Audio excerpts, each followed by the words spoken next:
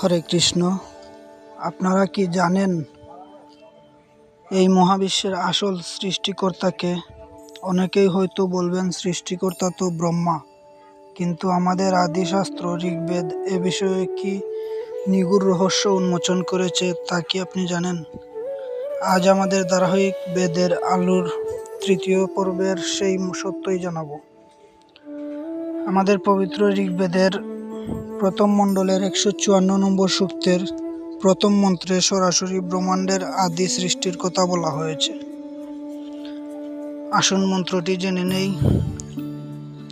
ওম বিষ্ণুর্নু king বীজানি প্রবুচং ইয় পার্থিবানি বিমো মেরজাংসি you অক্ষবায়ুদ্রুতং সদস্তং বিক্র বিচক্র নাতস্ত দুর্গায়ু।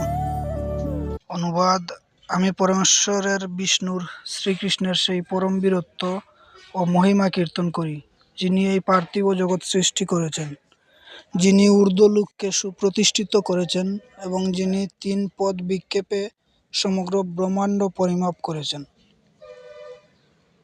হরে কৃষ্ণ।